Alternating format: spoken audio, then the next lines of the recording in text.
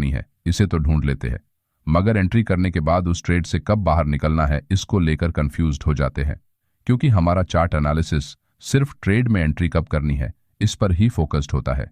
जिस वजह से ट्रेड में प्रॉफिट होने के बावजूद हम कई बार उस प्रॉफिट को पकड़ नहीं पाते और बाद में लॉस में उस ट्रेड को क्लोज करते हैं, जिससे हम अपनी ही चार्ट एनालिसिस को दोष देकर फ्रस्ट्रेट हो जाते हैं। यहाँ आपके ट्रेड में एंट्री करने की स्ट्रैटेजी में तो कोई गड़बड़ नहीं होती, लेकिन आप एक महत्वपूर्ण बात को भूल जाते हैं कि आपको किसी ट्रेड में एंट्री करने के बाद उस ट्रेड से सही जगह एग्जिट भी करना होगा, तभी आप प्रॉफिट बना सकेंगे। इसलिए आज के वीडियो में किसी ट्रेड से आपको कब और कौन सी परिस्थितियों में एग्जिट करना चाहिए इसे डिटेल में समझेंगे, जिन्हें हमें समझना होगा। इसलिए आज हम मुख्य रूप से इन 4 क्राइटेरियाज पर फोकस करेंगे। Identify support and resistance areas. आपके सामने ये एक चार्ट है जहां मार्केट एक लेवल से बार बार तेजी से नीचे गिरा है। इसका मतलब इस एरिया में अभी सेलर्स मौजूद है जो मार्केट को ऊपर जाने नहीं देना चाहते, जिस कारण से ये एक रेजिस्टेंस एरिया चार्ट पर बना है। साथ ही नीचे इस लेवल को मार्केट अभी रिस्पेक्ट कर रहा है और इसके नीचे क्लोज नहीं हुआ है। इसका मतलब यहाँ नीचे एक प्रकार से सपोर्ट एरिया बना है जहां बायर्स मार्केट को इसके नीचे नहीं जाने देना चाहते। अब आपके सामने यहाँ ऊपर और नीचे दोनों तरफ 2 इंपॉर्टेंट लेवल्स चार्ट पर बने हैं जिन्हें प्राइस बार बार रिस्पेक्ट कर रही है। अगले दिन मार्केट इन दोनों लेवल्स के दौरान ओपन होता है और नीचे जाकर सपोर्ट एरिया के पास बुलिश कैंडलस्टिक पैटर्न चार्ट पर बनाता है। अब अगर हमें यहाँ लॉन्ग ट्रेड में एंट्री करनी है तो हमारा पहला प्रॉफिट टारगेट ज्यादा से ज्यादा इस रेसिस्टेंस लेवल के पास होना चाहिए।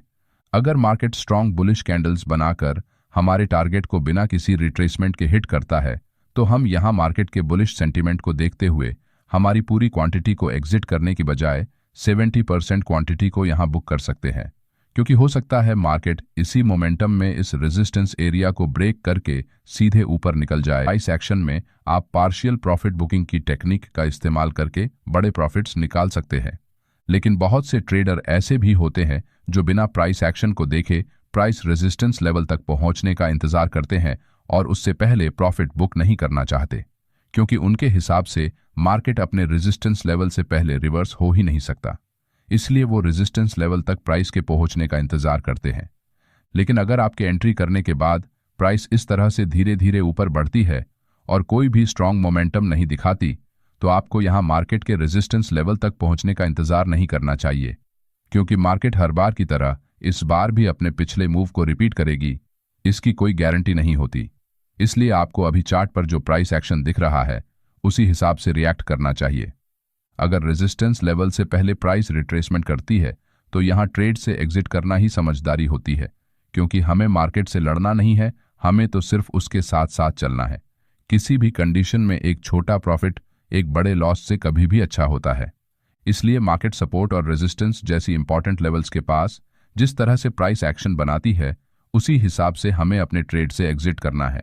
अगर मोमेंटम स्ट्रांग है तो आप पार्शियल प्रॉफिट बुकिंग करके ट्रेड को होल्ड कर सकते हैं, लेकिन अगर प्राइस एक्शन में कोई भी स्ट्रांग मोमेंटम नहीं बन रहा है और प्राइस बार बार करेक्ट हो रही है तो इस प्रकार के ट्रेड में आपको ज्यादा देर तक रुकना नहीं चाहिए और तुरंत अपने ट्रेड से एग्जिट करना चाहिए।